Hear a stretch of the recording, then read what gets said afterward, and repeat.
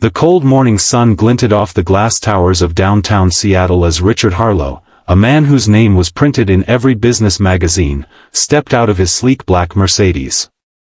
He was tall, silver-haired, and sharp in a navy blue suit worth more than most people's cars. But behind those confident blue eyes lived a sorrow so deep, he hadn't smiled genuinely in 5 years. Because 5 years ago, he lost his only daughter. Lily Harlow, his sunshine. 16, kind, funny, and always the one to make him remember that life was more than money. Then one rainy night, her car disappeared off the coast road. The search went on for months. The wreck was found. The body never was. Richard never recovered. That morning, he was visiting one of his newest construction sites, a massive residential tower his company was building for the elite. He walked briskly, giving orders to his assistant. Workers in dusty overalls cleared the path as he approached. Then he saw her. A young woman, maybe 21, in a yellow hard hat and paint-stained jeans, carrying a bucket of tools. Her hair, tied in a loose ponytail, was the same chestnut brown that used to glimmer when Lily laughed. But it wasn't just the hair, it was the eyes. Bright green, just like his daughter's. The same curve in the cheek when she looked up. The same way she bit her lip when she concentrated. Richard froze. His briefcase slipped from his hand. The worker frowned, startled. "Sir? Are you okay?" Her voice, soft, uncertain, hit him like thunder. It was Lily's voice. The entire site seemed to fade around him. "Lily," he whispered. The young woman blinked, confused. Sorry, sir. My name's Anna. Do you need help?" For a moment, Richard couldn't breathe. His assistant, noticing his frozen expression, stepped closer. "Mr. Harlow, are you all right?" But Richard couldn't stop staring. That face, that voice. It was impossible. And that's when the mystery began. Movie camera, hook moment for viewers. If you're watching this and you've ever lost someone you love, what would you do if one day, you saw them standing right in front of you? Would you believe your eyes? Or your heart? Before we find out what Richard did next, hit that like button and subscribe to the Kindness Chronicles, because what happens next will make you question everything about fate. Richard couldn't concentrate the rest of the day. He ordered background checks on all temporary hires. That evening, he sat alone in his penthouse office, staring at the screen as his investigator's report came in. Anna Cooper, age 21. Grew up in Portland. Foster homes. No record of parents. No social media. Clean record. It only deepened the mystery. The next morning, Richard visited the site again, under the pretense of an inspection, just to see her. Anna smiled politely when she saw him. "Good morning, sir." That smile. The exact same dimple. He had to know the truth. He invited her to his office that afternoon, pretending it was about a potential scholarship program his company offered. She looked nervous, sitting across from him in her worn-out jacket and scuffed sneakers. "So, Anna," Richard began carefully, "how long have you been in Seattle?" 6 months, she said. "Been moving around a lot. Trying to save for college." "Do you have family here?"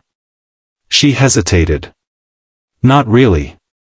I was told I was adopted, but the family that took me in split up. I've mostly been on my own since 16. Richard's pulse quickened. "Adopted." He leaned forward. "Do you remember anything about your birth family?" Anna frowned, thinking hard. "Just bits. A stormy night. Someone calling my name, Lily. But the lady at the foster home said it was probably a dream." Richard's heart almost stopped. "Lily," he repeated softly. Anna looked up, startled. "Wait, why? Do you know someone named Lily?"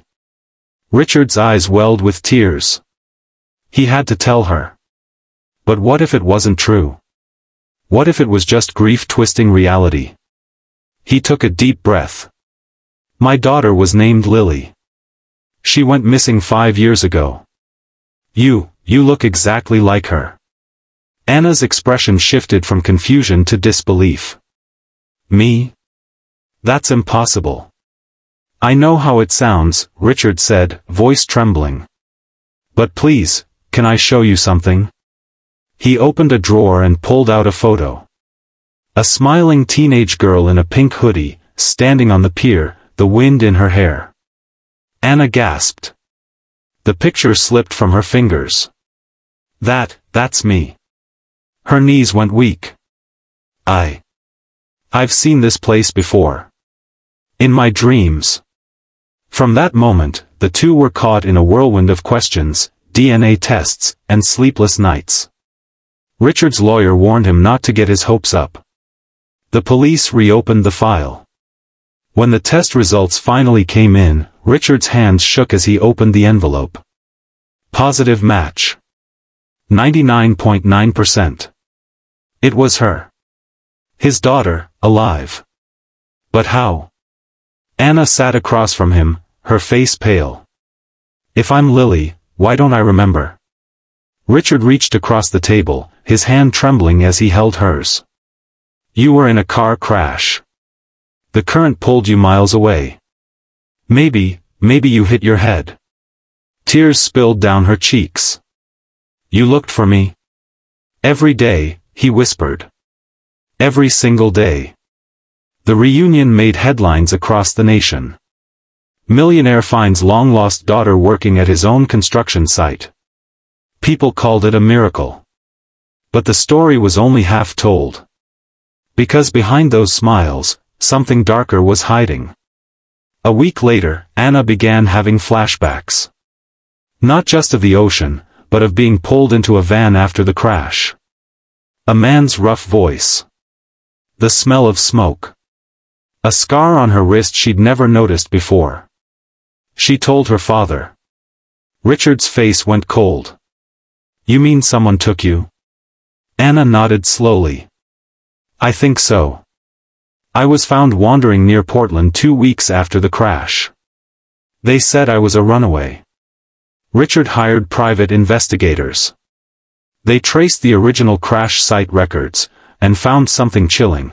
The rescue report from that night had been altered.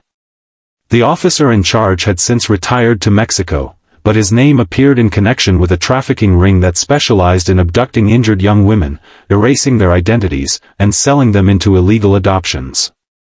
Richard was furious. He vowed to destroy everyone involved. But Anna stopped him.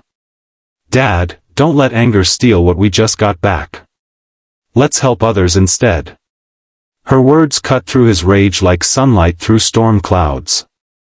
So together, they started the Lily Foundation, named after the girl she once was, to reunite lost children with their families and expose corrupt systems that preyed on the vulnerable. One evening, months later, Richard stood watching the sunset from their backyard. Anna came out, carrying 2 mugs of cocoa. Still feels unreal, doesn't it? She said. He smiled. Every day I wake up and see you, I thank God for second chances. She laughed softly. You know what's funny? When I was working at your site, I used to wonder what kind of man you were, the one whose name was on every building. I never thought he'd turn out to be my dad. Richard looked at her, eyes glistening. I almost lost myself after losing you. But finding you reminded me that no fortune means anything without love. The wind rustled the trees, carrying the faint sound of the ocean, the same sea that once separated them. Now, it connected them again.